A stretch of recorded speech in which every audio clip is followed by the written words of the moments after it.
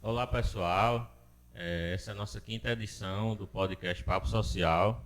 Antes de nós começarmos, eu gostaria de agradecer as pessoas que apoiam, aliás, as instituições que apoiam o nosso projeto. A Inova Informática é uma empresa que apoia, a Araújo-Sat, a Sejatel, uma empresa que nos apoia há mais de 15 anos, desde o início, né, da Arca, a Universidade Regional do Cariri. E antes da gente iniciar, eu gostaria de falar uma coisinha que eu acho bem interessante, que no último podcast eu deixei para falar lá no final. É a questão da PEC 32, que é a reforma administrativa. É algo que está correndo nos bastidores lá na Câmara dos Deputados, vai para o Senado, foi aprovado na comissão especial, e da forma como ela está indo, o serviço público ele tende a acabar. Então, Carlos, que é funcionário público, sabe muito bem disso. O servidor ele não vai ter autonomia. Todo o serviço público ele vai ser terceirizado da forma que ela está.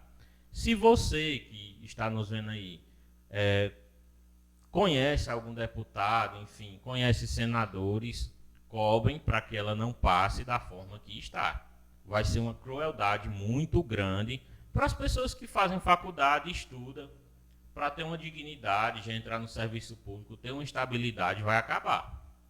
E se inscrevam no nosso canal, curtam, deixa o like lá, comenta se está achando legal, se não está.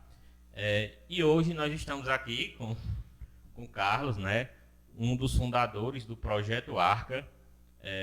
Na verdade, a gente gostaria de ter chamado no início, mas a gente pensou, refletiu, não, vamos deixar mais para frente um pouco. E Carlos, antes de fazer as perguntas assim mais voltadas para o social, a gente gostaria de saber o seguinte: tu és natural de onde? Onde foi que você nasceu? Onde foi que você estudou? Até chegar a conhecer projetos sociais em si. Conte aí, amigão.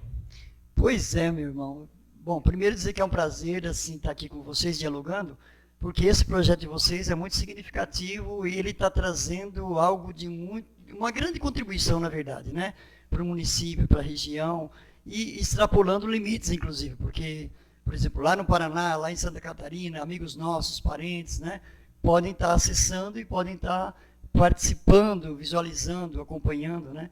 Parabéns a esse trabalho. Bom, meu nome é Carlos Alberto Tolov, o sobrenome é um sobrenome que veio da Itália e eu sou paranaense. Morei um tempo em Santa Catarina, mas sou do Paraná. E a minha família toda se criou no Paraná praticamente e hoje está espalhada, né? Mato Grosso, Santa Catarina, Paraná, e eu aqui no Nordeste, no Ceará, né? Então eu sou de origem paranaense. Legal, legal. Carlos, eu gostaria que você contasse como foi que tu entrou nessa vida de projeto social, como foi que começou, onde foi que você conheceu a realidade, por que você decidiu entrar nesse campo de projetos sociais? Cara, eu sou o penúltimo filho de uma família de 10 irmãos, todos vivos ainda, né? E com uma história muito sofrida, nós perdemos a mãe muito cedo. Eu tinha, se eu não me engano, 5 anos de idade. Meu irmãozinho mais novo tinha 3. Depois perdemos o pai para o alcoolismo, né? E, na verdade, quem me criou foi um dos irmãos, né? Chamado João Tolov. E aí, nesse processo de sofrimento, muita coisa teve que amadurecer na gente, né? Amadurecer até precocemente. E nessa de amadurecer aquela sensibilidade humana, né? Despertou a ideia de ser padre. Com aquela coisa de ser solidário com as pessoas, sabe? De querer ajudar o mundo, transformar o mundo, né? E aí veio na cabeça, bom, como padre, né? Como religioso, a gente tem acesso a muita gente e a gente ajuda na transformação do mundo. Então foi assim que veio a ideia de ser padre. Mas só que quando eu tive essa ideia amadurecida mesmo, quando ela amadureceu de fato, eu já tinha 17 anos. E eu entrei na vida religiosa com 18 anos, né? Já jovem, né? Tocava na igreja, tinha grupo de jovens, tocava inclusive em bailes à noite, né? Com amigos meus lá de Santa Catarina. E de repente veio muito fortemente essa ideia e eu entrei no seminário por influência de um amigo meu, que me levou para um seminário desconhecido em Criciúma, Santa Catarina. Eu nem sabia que existia. Ele entrou e disse, cara, vem para cá, você quer ser padre também, eu estou aqui. Pronto, fui para Santa Catarina, Criciúma, na congregação dos rogacionistas. Fiquei em Criciúma 1 ano e fui para Bauru. E em Bauru já começamos a fazer uma grande movimentação com crianças e adolescentes na paróquia onde a gente trabalhava. E aí eu comecei a gostar dessa coisa do social, né? Ficamos 1 ano só em Bauru. Fui para Minas Gerais e comecei a perceber que realmente era o que eu gostava de fazer. Fiquei 1 ano em Minas. Aí fui para Curitiba. E aí fazer 3 anos de filosofia, e isso foi amadurecendo, né? Agora, quando eu cheguei em São Paulo na teologia, na última etapa de formação, aí veio o meu batismo de sangue. Eu decidi trabalhar numa favela. E aí escolhi trabalhar na favela, uma favela que eu não conhecia, não sabia nem que era favela, mas para mim era o grande desafio. E aí foi a minha maior escola da vida. 8 anos trabalhando numa favela com projeto social, meninos em situação de rua, né, em situação de risco, projetos sociais. Isso me amadureceu profundamente.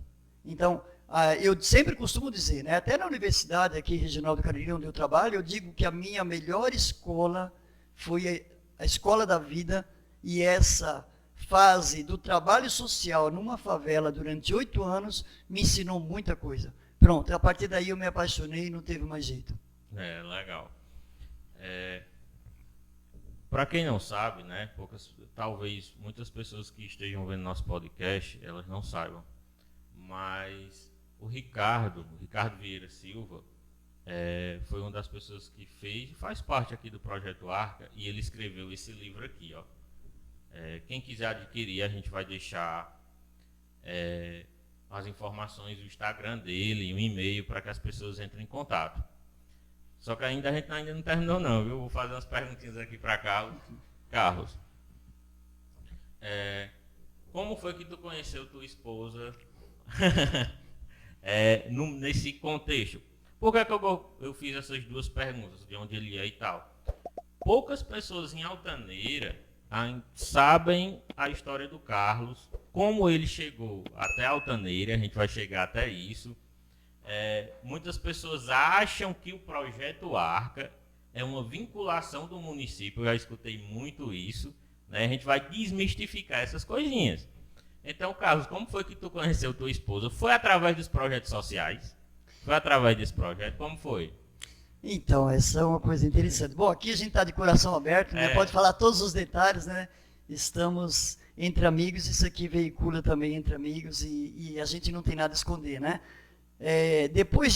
Na última etapa de formação, chegou o tempo de me tornar sacerdote.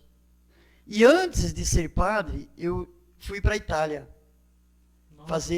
Fiquei 40 dias na Itália fazendo um curso, e comecei a conhecer de fato lá as entranhas da igreja, de uma igreja antiga que tinha séculos e séculos, né, de caminhada, né?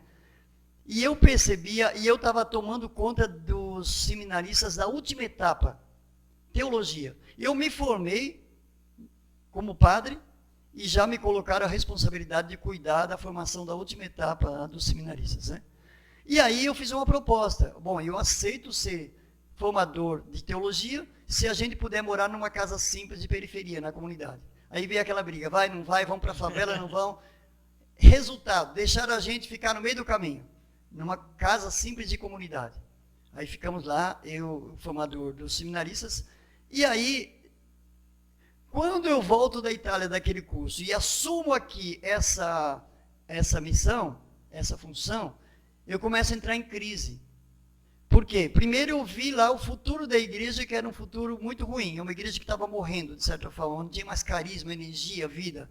E voltando para cá, eu via que os seminaristas não queriam mais favela, comunidade, radicalidade, trabalhar com os pobres. Queriam uma vida mais tranquila, mais formal, mais institucional, mais segura, né? Aí eu começo a entrar em crise.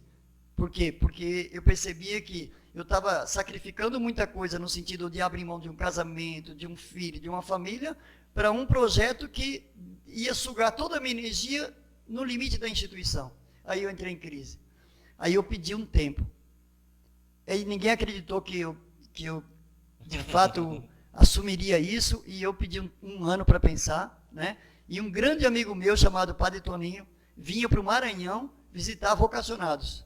Eu arrumei minha mala, peguei um violão na outra mão e disse, eu vou com você. Mas tu vai para onde, cara? Eu não sei, eu vou com você, né? Tá bom, vamos embora. Era um grande amigo, viemos para o Maranhão, e de repente ele visitou os seminaristas e estava na hora de voltar. Eu disse, eu vou ficar. Mas para onde tu vai? Não, cara, eu não sei para onde eu vou. Né? Eu abro o mapa aqui, vou escolher um lugar e eu vou passar um ano fazendo uma experiência radical. E nessa história toda, de fato, né? Dezenas de vezes eu abri o mapa na rodoviária, para onde eu vou? Eu escolhi a cidade mais pequenininha que tinha, que eu queria uma experiência radical. E pegava um ônibus, um carro, qualquer coisa, e ia para aquela cidade. E nessa, eu fui para várias cidades e via que não era um desafio que eu queria ainda. Quando eu estava em Bacabal, no Maranhão, me preparando para ir para o Piauí, para ajudar um padre que estava num assentamento, fazendo uma coisa radical, eu queria radicalidade, uma experiência radical. Quando eu estava lá para comprar passagem, duas pessoas conversando do meu lado. Cara, Altamira do Maranhão, aquilo ali é o fim do mundo, é um do diabo não sei o quê, perdeu as botas, né? Cara, daqui lá é 30 quilômetros, mas a gente leva meio dia para chegar. Tá difícil para atravessar o rio, que não tem ponte. É só lama, excomungando o lugar. Aí eu peguei minha mala e falei, como é que eu faço para chegar lá? Não, os carros ali na esquina, ali tem um carro que está indo para lá, Altamira do Maranhão. Altamira do Pará é bem grande, conhecida. Altamira do Maranhão, pequenininha, desconhecida. Eu disse, é para lá que eu quero ir. Quando eu cheguei lá, para chegar lá, eu vi que realmente era um lugar isolado e uma experiência radical. Aí onde que eu vou ficar? Ah, ali só tem um lugar para dormir. Naquela pousada ali. Para entrar tinha que abaixar a cabeça. Nossa, meu. Tinha que tomar banho de cuia. O telhado, o banheiro não tinha telhado. Pronto, ninguém sabia que era bem... Isso tem no livro, viu? Isso tem no livro. Isso tem no livro. Quando eu cheguei lá, como era um lugar difícil, né? Desafiador, tinha uma universidade do Rio de Janeiro fazendo uma experiência lá. Universidade Solidária na época tinha, né? E eles estavam fazendo muitas atividades lá. E eu me inseri nas atividades. E todo mundo achava que eu era da universidade. Só que a universidade foi embora e eu fiquei. E todo mundo achava que eu era da universidade. Eu fiquei lá 6 meses sem ninguém saber que eu era padre. Só que nesse tempo, o que eu fazia? Eu pegava a bicicleta, de a pé, alugava um jumento, um burro, geralmente um burro, né? E ia visitar as comunidades. E eu dizia que estava fazendo pesquisa. Me diga uma coisa, e como era que tu fazia para comer assim? Tu trabalhava ou estava lá na... Eu tinha um resto de uma bolsa da PUC, que eu tinha terminado mestrado. E eu terminei mestrado, economizei e fiz uma poupançazinha da bolsa que eu tinha lá no mestrado. Eu estava sobrevivendo com aquela coisinha de nada lá. Né? Eu quase não gastava, a pousada era muito barata, alugar um animal era muito barato, comer sozinho era muito tranquilo. Então, né, sabe quanto eu pagava de aluguel? Não, aí fiquei um tempo na pousada, um mês, aí eu aluguei uma casa. R$30 a casa eu pagava. Nossa, cara. R$30. Aí eu comecei a visitar as comunidades, dizendo que eu estava pesquisando e todo mundo achava que eu era da universidade, fiquei 6 meses lá. Né? Foi lá que eu conheci minha esposa. E por coincidência ela tinha vindo embora de São Paulo para essa cidadezinha onde ela tinha parentes. Né? Foi por acaso. Até hoje tem parente meu e amigo meu que não acredita nessa história. Acha que a gente tinha se conhecido lá em São Paulo e na verdade a gente não se conheceu. E nós nos encontramos em Altamira do Maranhão. Foi assim. Legal. É uma história que... Assim, é uma história que você... É história de livro, assim, pelas experiências radicais que você teve, o que você quis viver. E, cara, e até chegar aqui em Altaneira. Como foi a decisão de vir para cá, para Altaneira? Dizer assim, olha, eu quero ir para alguma cidade, ter uma experiência diferente, como foi? Pois é, depois de 6 meses eu falei, olha, eu vou ter que decidir, se eu sair eu fico. Aí eu vim para a congregação, retornei para São Paulo e disse, olha, eu gostaria de assumir uma experiência de 6 meses lá como padre, tudo bem? E, como já estava lá, né, eles não tinham muito o que fazer, não, tudo bem. Aí vim, pedi permissão para o pároco duvidou, ligou para a congregação, porque ele não acreditava, né? Falei com o bispo deu autorização, e ele me deu autorização para começar a rezar a missa. E eu decidi rezar uma missa numa comunidade bem distante. aluguei um cavalo, um burro, aliás, e fui para a comunidade. Mas foi muito engraçado. Essa história é incrível. Me vem assim a clareza como se fosse a luz do dia. Eu chegando no arraiá, tinha bastante gente, e as pessoas saíam nas portas, na janela, para olhar o padre clandestino. Porque chegou a história lá, na comunidade, que era um padre clandestino, um padre falso, que vinha na comunidade rezar a missa. Foi um bafafá. Só que aí o que aconteceu? Juntou muita gente para saber o que estava acontecendo. Porque tinha duas histórias rolando. Uma que eu tinha autorização para celebrar e outra que eu era um padre falso. Né? Como tinha ficado 6 meses lá e ninguém sabia que eu era padre, ainda as comunidades não estavam acreditando. E como eu já tinha passado pelas comunidades, ninguém acreditava que o padre tinha passado lá, entrado na casa deles e eles não sabiam que era padre. Então eles achavam que era padre falso. E aí encheu de gente, uma multidão de gente por curiosidade, para celebração. Aí eu expliquei a minha história, né? Deu a impressão que eles acreditaram, mas ficaram com o pezinho atrás, né? Isso só passou mesmo na medida que eu fui trabalhando lá. Então, eu comecei a fazer mutirões, mutirão no cemitério, mutirão na igreja, muitos mutirões. E aquela experiência foi muito importante para mim.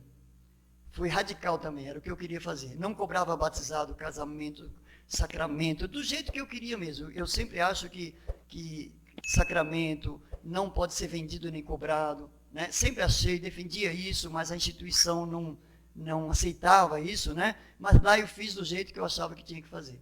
E aí eu comecei a sobreviver com a solidariedade da comunidade também. Comecei a trabalhar com homeopatia, me apaixonei com a homeopatia.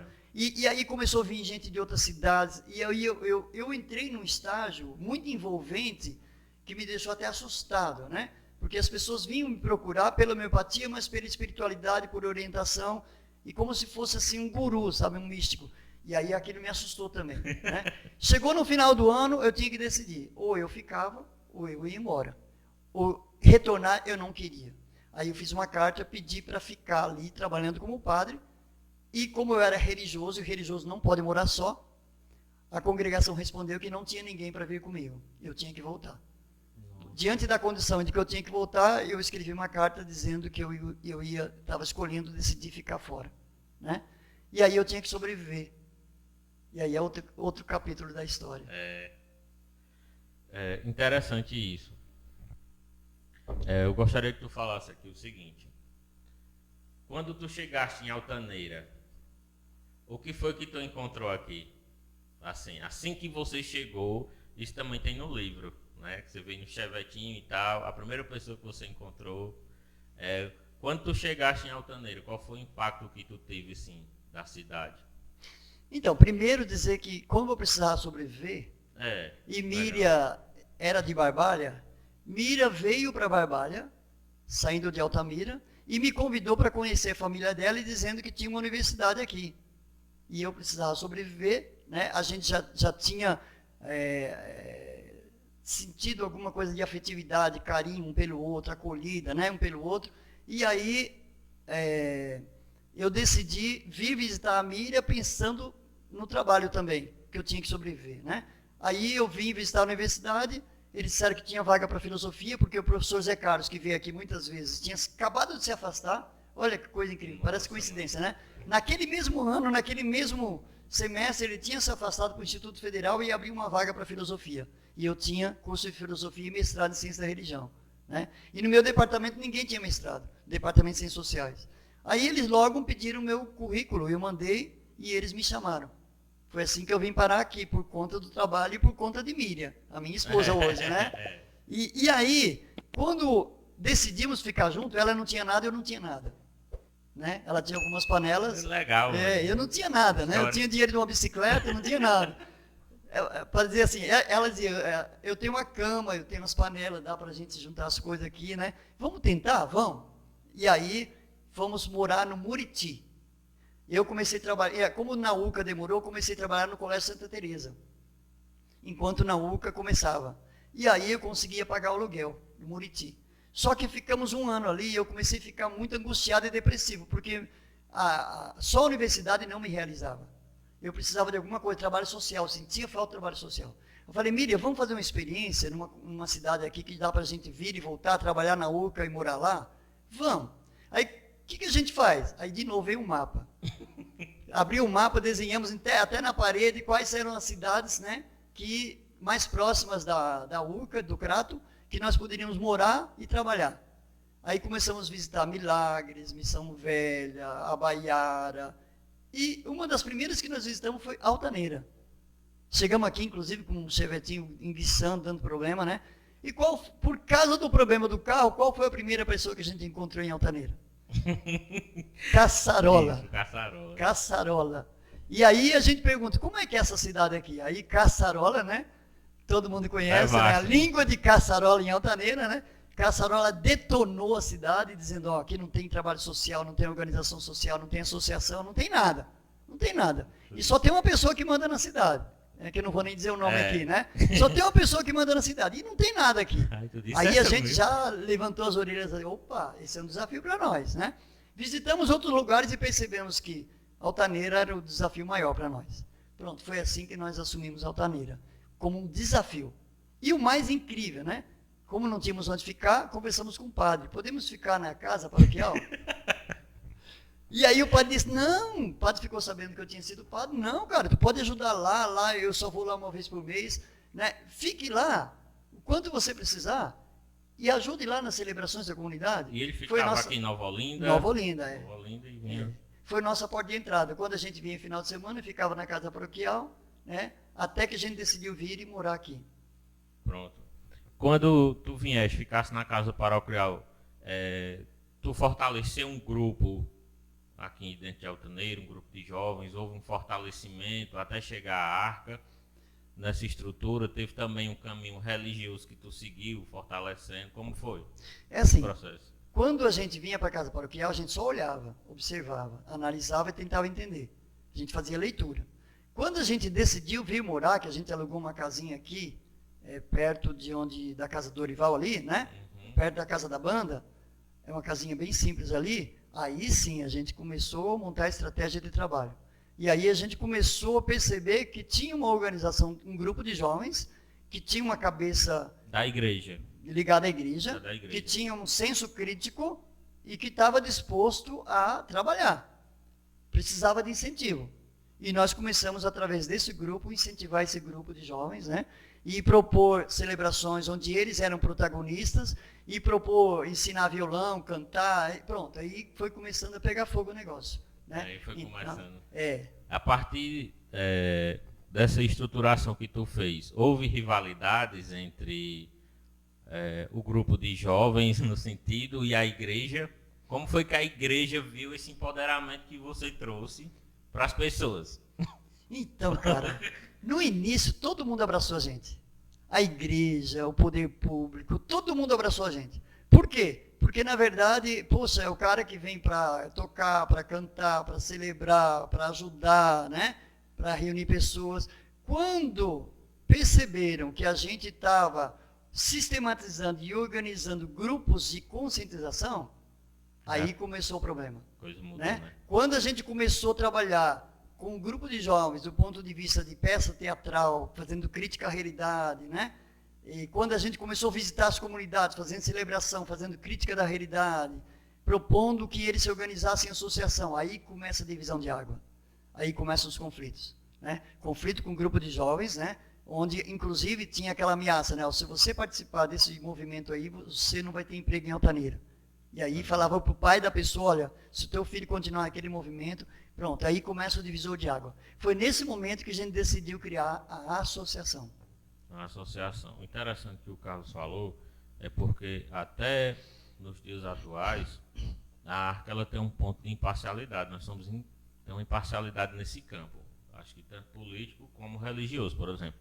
A Arca é um espaço que tem espírita, evangélico, católico, enfim, e é uma pluralidade, espero que tenha falado certo, pluralidade, que a língua às vezes não dá, muito bacana, sabe, é uma vivência muito bacana. Dentro dessas rivalidades que foi se encontrando, foi fundada a Associação Arca, né, Carlos?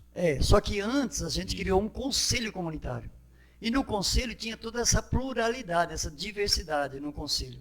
Só que quando a gente começou a propor montar uma rádio comunitária em Altaneira, através desse conselho, a gente ampliou o conselho, fortaleceu o conselho e todo mundo que tinha liderança participava da construção da rádio.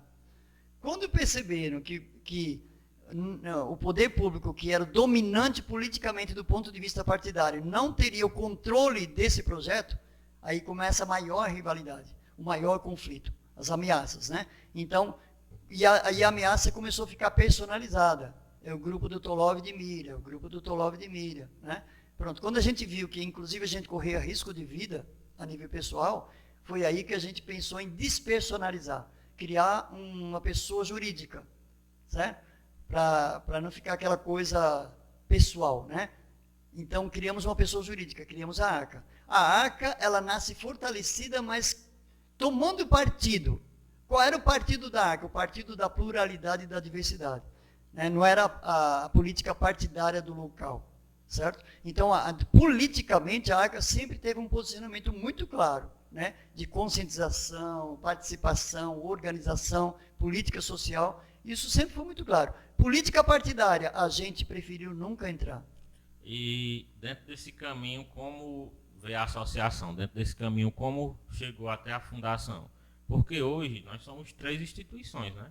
Nós somos a Associação ARCA, somos a Fundação ARCA e somos a ABA. Como foi que surgiu a fundação dentro disso? Essa como foi essa necessidade? Boa pergunta, porque assim, ó, o conflito maior não foi a rádio comunitária? Foi. Quando a gente percebeu que montaram na calada da noite a rádio comunitária e a gente levou um susto, né? Minha primeira ameaça de morte veio daí, inclusive, né? Depois veio outra na comunidade da Taboquinha, né? Mas quando a gente percebeu o que estava acontecendo, que de fato o poder público estava reagindo e estava na calada da noite, montou uma rádio, a gente começou a discutir, caramba, todo o nosso projeto de comunicação foi por água abaixo, né? Aí alguém lá de Barbalha, o pai de Miriam trabalha com rádio comunitária, e disse, poxa, vocês podem fazer uma rádio educativa, que é mais abrangente, que é... E a gente se apaixonou pela ideia, poxa, rádio educativa, nós temos estrutura para isso. Mas como é que se faz? Aí ele respondeu, só universidade, prefeitura e fundação. Bom, universidade nós não tínhamos, prefeitura nós não tínhamos, só sobrava, mas como é que faz? Ele disse, não, eu tenho um projeto aqui que já foi aprovado em outros lugares, se vocês quiserem eu trago para vocês.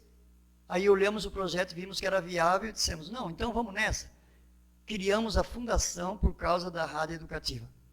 Certo? Legal. Mas o que aconteceu? Como a gente percebeu que estava tendo acesso, por força da lei, à rádio comunitária, nós não precisávamos de outra rádio na cidade. É uma cidade muito pequena para outra rádio. E quando a gente percebeu isso daí, já tinha legalizado a fundação. Aí o que nós fizemos? Decidimos, então, passar todos os projetos educativos e sociais para a fundação, e a associação ficou com projetos de geração de renda e economia solidária. E nessa época foi muito forte. Chegamos a ter 7 projetos em funcionamento, pequenos núcleos produtivos, formando uma rede de economia solidária. Foi muito forte nessa época. Isso é legal, porque hoje o prédio que nós estamos aqui, que a gente costuma dizer é a mãe dos 3, a mãe das 3 instituições. E dentro desse prédio nós temos a ABA, né, que é a rádio comunitária, temos a Fundação ARCA e também temos a associação. Então é um prédio que abraça as 3 instituições. E nesse campo da fundação nós temos biblioteca, sala de música, informática e esse projeto aqui, né? Que surgiu da necessidade de mostrar às pessoas da nossa comunidade. O podcast surgiu dessa necessidade. Enfim, Carlos, dentro dos 3 projetos, qual é a máxima divisão que vocês tentaram passar e passam hoje para a comunidade? Porque a gente percebe que em toda a linha histórica houve uma rivalidade, por quê? Pelo fato do empoderamento das pessoas. E ainda hoje é assim, infelizmente, né? Mas ainda hoje é assim. O teu programa Esperança do Sertão, que eu me lembro muito, quando tu estava lá em São Paulo, tu dizia, olha, esse é o programa Esperança do Sertão, trazendo para você alegria e informação, com total responsabilidade, com um responsável social e tal, da Fundação Educativa e Cultural ARCA. Então, assim, o programa Esperança do Sertão, uma pergunta que eu tenho que fazer, como foi que ele surgiu? Ele foi a voz do grito da comunidade nesse sentido, porque incomodava quando tu chegava lá no rádio, falava as mazelas sociais que o povo vivia, reclamava no sentido da crítica social. Como foi que surgiu a Esperança do Sertão, cara? Isso é uma curiosidade que até mesmo tem. Então, cara, a rádio comunitária que a gente tinha planejado já era para isso, como instrumento de conscientização. Aí ele foi abortado, né? Houve uma intervenção.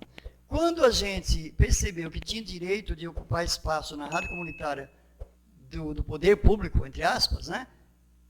Que não deveria ser do poder público, mas era na época, nós fizemos um ofício muito bem elaborado e ameaçamos, inclusive, ir no Ministério Público. Aí eles tiveram que abrir espaço para nós. Aí, qual foi a ideia? Bom, então, nós vamos fazer um programa a partir do nosso projeto social. E qual é a função principal do nosso projeto social? Despertar a consciência crítica das pessoas. Aí nasceu, então, o programa Esperança do Sertão, era a ideia que a gente já trabalhava na peça de teatro, tudo mais, dizendo assim, a esperança do sertão vem da onde? Não vem da chuva que cai, vem da reação das pessoas conscientes. A maior esperança do sertão não é do inverno bom ou ruim. A maior esperança do sertão tem que ser da potencialidade das pessoas. Quem transforma o sertão, a realidade, são as pessoas. Nós não podemos ficar esperando de braços cruzados para que Deus mude a nossa realidade. Deus ajuda você a transformar a sua realidade. Então, a principal esperança do sertão vem das pessoas que tomam consciência e se emancipam para transformar a sua própria realidade. Esse era o nosso sonho, sabe? Provocar as pessoas para que elas, conscientemente, como sujeito histórico, transformassem a sua própria realidade. Então, vem daí a ideia do Esperança do Sertão e vem daí também o modelo. Qual era o modelo? Fazer as pessoas... Paulo Freire sempre foi o grande mestre para mim e para nós. Né? E Paulo Freire diz o seguinte, não adianta você aprender a ler e escrever se você não aprender a ler o mundo. Ler o mundo é perigoso e é revolucionário. Porque quando você lê o mundo, você descobre o que está errado no mundo que você vive. E você percebe as amarras que te prendem.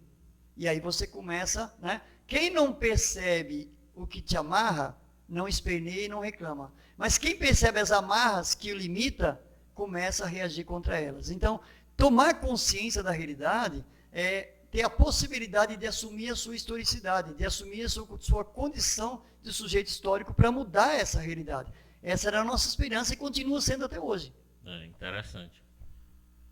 Dentro desse contexto, né, o projeto Arco em si, o espaço físico, ele já foi em alguns lugares aqui em Altaneira. Por que eu quero falar isso?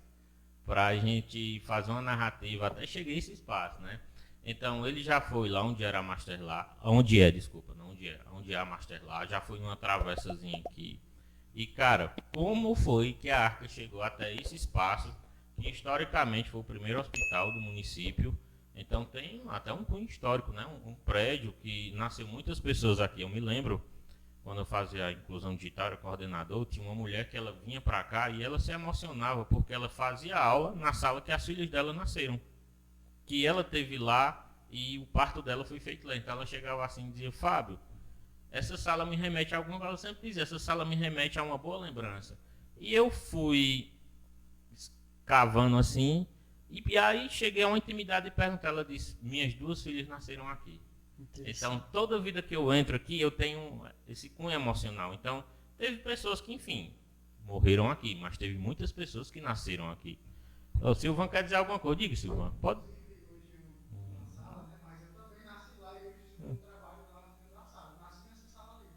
Então tem muito isso. Eu acho que o Cláudio, o Givanil, não sei se nasceram aqui, mas teve muitas pessoas que nasceram. Então tem um cunho histórico. Como foi que tu chegaste até esse prédio? Como foi que a Arca chegou até aqui? Porque quando eu vim para a Arca, ela já estava aqui. Então é bom dizer para as pessoas que aqui era um hospital, né? Isso. Aqui era um hospital. O projeto nasceu, enquanto modelo, nasceu com mídia, com radinho, né? Debaixo no nosso quintal. Começa por aí, enquanto modelo. Depois a gente viu que aquilo foi crescendo, aquele movimento, vamos alugar uma casa. Alugamos uma casinha pequena. Aí ficou pequeno, vamos alugar uma casa maior. ali perto da ação social. Ficou pequeno, vamos alugar outra casa, perto da paróquia. Nós fomos mudando de lugar umas 5 vezes, eu acho, e os lugares iam ficando pequenos. Incrível, né? Era como se fosse assim, o feto crescendo dentro do útero da mãe e ocupando espaço. Até que chegava uma hora que não, agora precisa nascer e precisa de um lugar definitivo. E quando chegou a hora do lugar definitivo, apareceu providencialmente uma possibilidade. O poder público fez um hospital novo, pagava o aluguel caro aqui, que estava com uma dívida enorme aqui, né? E decidiu abandonar o hospital e a dívida e ir para o hospital novo. Aí, opa, está aí a nossa oportunidade, né? Aí pedimos para dialogar com a Fundação Furtado Leite, lá em Fortaleza, que era mantenedora do hospital. Aí eu fui, inclusive, com o prefeito, fazer jus, né? Fui com o prefeito da época, né? Eu não estou falando o nome de ninguém desde o princípio. Fui com o prefeito da época, né? E o prefeito abriu as portas para dialogar com o cara. Só que o cara disse, olha, o prefeito anterior deixou dívida, o município tem dívida com a fundação e nós não podemos negociar se vocês não pagarem a dívida. Voltamos para casa de mão vazia e com resposta negativa, né? Aí chegamos aqui, fomos para lá e para cá e falamos para o prefeito, escuta, nos dê a chave, porque lá está cheio de cupim, barata, formiga, barro, nos dê a chave e nós vamos fazer um mutirão, dentro do hospital que está lá se acabando, caindo aos pedaços. Aí ele pensou, foi para lá e foi para cá, nós fizemos uma pressão política, era a época de eleição. Nossa. Quando nós fizemos uma pressão política, e era a época de eleição, ele pensou em tirar vantagem da situação, ou pelo menos não perder, né? Perder menos, aí não cedeu a chave. E disse, olha, vocês são responsáveis, não sou eu não, a responsabilidade é de vocês. Não, tudo bem, nós abrimos aquelas portas com a maior alegria, entramos aqui, realmente era um hospital fantasma, fechado, abandonado, muita formiga, barata, tudo. Desinfetamos. Cupim, muito cupim. Muito cupim. Desinfetamos e começamos a ocupar, mas foi uma festa, sabe? Naquele momento parecia enorme, né? Hoje é pequeno, né? De novo ficou pequeno. Mas naquele momento, meu Deus do céu, era um universo assim, com muitas salas, como tem várias salas mesmo, né? E fomos ocupando devagarinho, e aí, só para concluir, né? Começamos depois, num outro momento, a receber pressão para que a gente saísse daqui ou seria despejado, e aí a gente resistiu, estamos aqui até hoje e conseguimos assinar um comodato de 20 anos para permanecermos aqui sem que ninguém incomode. A gente agradece à Fundação Furtado Leite, que hoje é a associação, né? Isso.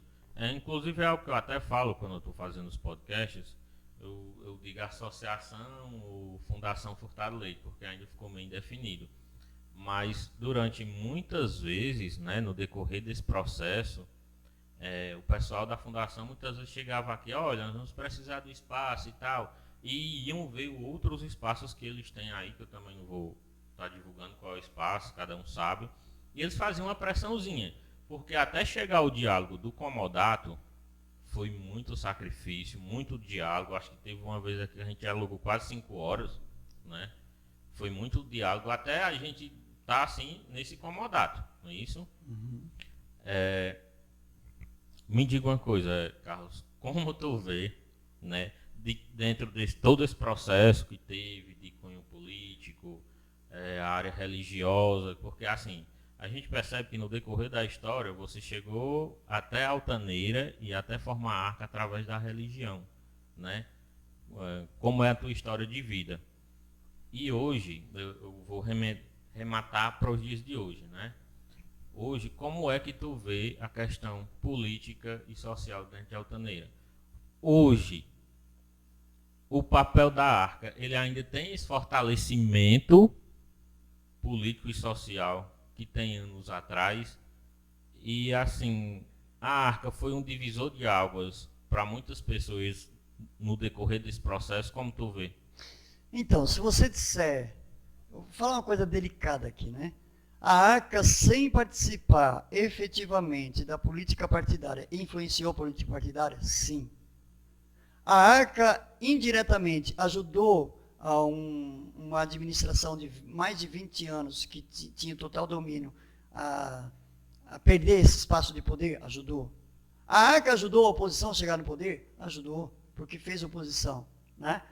A Arca ainda ajuda as pessoas a questionarem a realidade? Sim, porque as pessoas que foram formadas na Arca têm senso crítico e elas se posicionam, né? Então, do ponto de vista político, do impacto político, hoje a Arca tem menos, porque, de certa forma, assim, as pessoas nascem, crescem, envelhecem, né, e morrem, né? O programa Esperança do Sertão poderia estar no ar? Sim, poderia estar no ar. Só que a gente vê que, assim como a vida da gente tem as várias etapas, né, chega um momento que você já não tem mais fôlego. Então, morando fora, é muito difícil ter esse fôlego para sustentar, né? E aí, do ponto de vista da política de Altaneira, a Arca sempre teve impacto? Sempre. Ela sempre teve um impacto, né? Se você for pensar os agricultores mais conscientes, eles não voltam de qualquer forma. Os jovens mais conscientes, se for pensar hoje, os nossos jovens que foram formados aqui, que estão na instituição dando a sua grande contribuição, estão lá. E com senso crítico também, estão lá, né? Jovens que se formaram aqui dentro. Então, assim, o impacto da Arca hoje, do ponto de vista social e político, é menor do que um tempo atrás, mas ele continua vivo e é muito significativo, né? Só que, o que eu gostaria de dizer? Altaneira poderia ter se desenvolvido muito mais. A lagoa poderia estar um espetáculo hoje, a lagoa poderia estar revitalizada, as árvores que na época nós queríamos plantar, poderiam estar formando uma floresta em torno da lagoa, né? E a lagoa, até com a própria comunidade, a gente conseguiria limpar essa lagoa, revitalizar a lagoa. Mas aí, assim, a pobreza do ponto de vista da cultura, né, é muito difícil de ser rompida. Então, quando a gente entra no campo da política partidária, onde a relação de poder é o mais importante, é tomar o poder e manter o poder, muitas questões sociais sempre ficam de lado. Sempre ficam de lado. E a lagoa ficou de lado durante todo esse tempo, a luta da Arca que a gente não conseguiu ainda, né? Mas, por exemplo, se você for nas comunidades rurais e ver lá as cisternas que tem nas comunidades rurais, pergunta como é que elas foram feitas. De que forma, né? Mobilizando a comunidade, organizando a comunidade, chamando a comunidade, propondo fazer associação. Tudo isso foi trabalho da Arca. Esse impacto, ele fica na comunidade. São registros que ficam. Ninguém consegue apagar. Então, a Arca tem uma história de impacto na comunidade? Tem. A história da Arca é uma história de impacto político na comunidade? Sim. Isso é um fato. Por quê? Paulo Freire diz assim, quer mudar uma realidade? Mude uma pessoa. Quer mudar a realidade? Muda a pessoa. Porque a pessoa transformada transforma a sua realidade, né? Então, quantas pessoas que tiveram impacto de transformação pessoal, psicológico, afetivo, intelectual, que passaram por aqui? Muitas. Semana passada eu estava aqui, sentado ali, meia horinha, né, com os meninos da música, e eles contando o que o projeto fez com eles, né? 2 deles tinham passado pela beira do suicídio. E quando chegou aqui, se encontrou com a música, se encantou e se encontrou consigo mesmo. Um deles é educador, o outro está caminhando para isso, né? Então, assim, isso é mudar a realidade. E se mudou a vida de uma pessoa, mudou a realidade. Isso ainda é latente na Arca. Você está aqui. Você sabe quantas pessoas a homeopatia, o Silvan está aqui, quantas pessoas a homeopatia ajuda e quantas pessoas vocês aqui dentro atendem com carinho, com carisma e ajudam. Então, a Arca está viva? Sim. A Arca é política? Sim. Mas qual a diferença? Não é política partidária, é política social. Por quê? Política é relação de poder. A Arca, durante toda a sua história, teve impacto de relação de poder na comunidade? Sim, sempre teve. Mas de que ponto de vista? Do empoderamento e da emancipação das pessoas. Isso gera impacto na política? É claro que sim. Né? A emancipação das pessoas, impacto na relação de poder. Então, o que eu gostaria de dizer é basicamente isso. Aí vem as condenações, né? Por exemplo, as críticas da oposição sempre, né? Ah, mas vocês agora, né? A administração pública aí com um monte de denúncia e vocês fazendo parceria com a administração pública. Tem um projeto nosso, inclusive, agora, né? Que nós não temos bolsa, nós não temos nada, mas temos um projeto que está sendo construído, contação de história no método freiriano, para ser levado o ano que vem para todas as salas de aula. Nós estamos construindo aqui, sem parceria, sem financiamento, no sentido de não tem bolsa nem portarias, né? Estamos trabalhando do mesmo jeito. Se quiserem contratar um profissional capacitado, nós temos aqui. Nós temos músicos aqui capacitados. Querem contratar? Qual é o problema de contratar? Não tem problema. Agora, nós vamos levar a contação de história no método freiriano no ano que vem, com parceria ou sem parceria. Aí alguém vai dizer, mas vocês agora estão trabalhando com um prefeito que está cheio de denúncia aí. Não importa qual prefeito que esteja aqui agora, né? Deu abertura para dialogar conosco e podemos gerar um impacto na comunidade e dentro do nosso método, vamos lá, vamos dialogar, não importa qual seja o prefeito que esteja. E como a administração pública, as administrações públicas passaram a nos respeitar historicamente, a gente consegue fazer com que eles nos escutem e a gente consegue fazer com que eles abram espaço para a gente também no campo educativo. É basicamente isso. Isso é importante, né, como o Carlos fala, porque até para pedir um voto de uma pessoa da Arca, ela tem que conversar com uma, digamos assim, com um vocabulário diferente. Eu sei porque os dois lados chegaram para mim e um deles eu até, assim, dialoguei, o outro eu disse, não, meu sogro morreu de Covid, enfim. Mas até para chegar até você, a realidade dos fatos são outras. Como dialogar é diferente, né? Quando o Carlos fala o impacto que teve, eu sou testemunha disso, porque eu cheguei aqui na Arca de uma forma, hoje eu sou diferente, né? E eu devo muito a essa instituição. A vivência que eu tive aqui, tenho aqui. Então, hoje, se eu acredito que se outras pessoas assumirem um papel dentro de uma administração, opa, isso está errado. Então, isso aí não dá para fazer. Então, é diferente de alguém que chega até lá, sei lá, de outra forma, né? Faz uma portaria, chamar ciclano, porque há uma identidade que você se constrói. Há uma identidade social, política. Aqui, quando muitas pessoas chegam aqui, vem um prédiozinho lá, está abandonado e tal, mas é como eu às vezes chamo ele aqui de paizão. A gente entra aqui, é outra coisa, porque vai mudar a pessoa. O prédio, isso aqui, é tudo ferramenta, né? A mudança é das pessoas. Então, se você olha e julga o livro pela capa e não abre ele e vai ler, aí é complicado. Mas eu já gostaria de finalizar, assim, foi um papo bastante legal. Eu vou voltar a fazer o jabá do livro. Por quê? Porque esse livro, o cara que escreveu esse livro, como ele chegou até aqui, ele conta como ele chegou e a facilidade que ele teve de chegar até aqui. Então, é bastante interessante a história do Ricardo. Hoje, Ricardo, ele faz doutorado, né? Já é mestre, faz doutorado.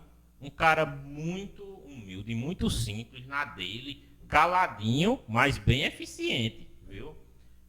Já foi meu aluno no projeto Inclusão Digital e eu tenho o maior orgulho dele ter sido meu aluno, de fazer parte aqui conosco. Então, quem quiser comprar, eu recomendo. Eu ganhei esse livro de presente, algumas pessoas aqui ganharam, que ele deu.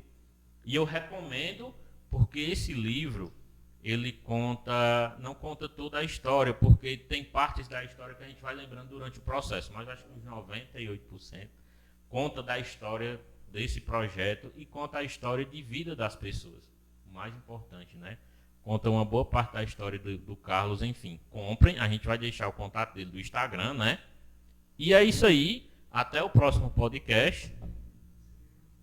De novo, bem lembrado. Como é podcast, não é entrevista, as pessoas acham que a gente tem que fazer, vamos fazer uma narrativa. É um diálogo, nós estamos dialogando aqui. Então, se inscrevam no nosso canal, nos apoiem a levar isso para mais pessoas. Diga aí, vocês querem dizer alguma coisa? Não, é destacar, inclusive, essa questão do Ricardo, lembrando também do Silvan, que está aí atrás, né? Isso. Se formou recentemente, né? Isso. E hoje está abrindo novamente um curso que já foi dado muitas vezes aqui, né? Em parceria, inclusive, com a Universidade Regional do Cariri. Então, procurem também, se você quiser um curso de qualidade, de fato, aqui na cidade, né? Um curso de qualidade com pessoas capacitadas, com histórico e com certificado, inclusive, com aval da universidade, procure a Arca, procure o Silvan. E outra coisa, você não vai só fazer parte do projeto Inclusão Digital. Você pode chegar na biblioteca e ser um leitor. Você pode chegar na música e ser um educando também da música. Ótimo. Você pode ter acesso à sala de chefes que tem... Assim, a gente trabalha com preço bem abaixo da média de mercado, que é para dar uma acessibilidade às pessoas que, enfim, não tem. Muito É bem. isso aí. Muito bem. Tem alguma coisa a mais para dizer? É só dizer o seguinte, hoje eu estou morando no Crato, né? É. A fundação continua funcionando com vocês. É Uma isso das... aí. muito bem. Lucena sempre foi historicamente uma pessoa-chave, né? Sempre foi historicamente alguém que acompanhou a gente, que sempre foi Bem lembrado. uma força aí, um pilar forte aí, né? E junto com ela, nós temos toda essa juventude, hoje que mantém isso aqui respirando, funcionando, nossas bolsistas, né? Nossos educadores musicais. Então, qualquer pessoa aí da comunidade que chegar aqui a qualquer momento vai ser recebido pela música, por um abraço, por um carinho, por uma atenção, por um acolhimento. Vocês estão convidados a virem conhecer aqui o Projeto Arca, né? A pandemia limitou muito a gente, fez com que a gente ficasse meio que isolado também institucionalmente, mas devagarinho a gente está retomando as coisas, né? E hoje, inclusive, confirmamos e fechamos um planejamento para a Noite Cultural no próximo mês. Então, Legal, vocês estão convidados também para a Noite Cultural da Arca, né? Vai trazendo todos os nossos educadores, os aprendizes, para esse momento especial. Vocês estão convidados também, tá bom? E algo que eu gostaria de falar, bem legal, é que hoje, tipo, na Arca, nós temos um projeto que é uma pizzaria, né? Que é do João Paulo e a Lisiene, né? Foi todo mundo, mas aí afunilou, ficou eles dois. Então, eu fico muito feliz porque são dois jovens que fazem parte da nossa instituição, fazem parte da nossa história, e que hoje eles casaram e tal, vivem a vida dele, e tem um projeto de vida. Que legal, que aí o paizão ele incentiva muito isso. Tem um projeto de vida, nós temos uma pizzaria aqui chamada Darka Pizza, que às vezes eu me esqueço de falar e tal, que é muita coisa. Darka Pizza. Então, se você quiser comer uma pizza legal, muita gente elogia a pizza dele, né? Um grande pizzaiolo. Lisiane, além de ajudar o João Paulo, é uma grande artesã. Então, fica aí a dica, né? Valeu, pessoal. Valeu, um abraço aí para todo mundo e parabéns a vocês por esse projeto, viu?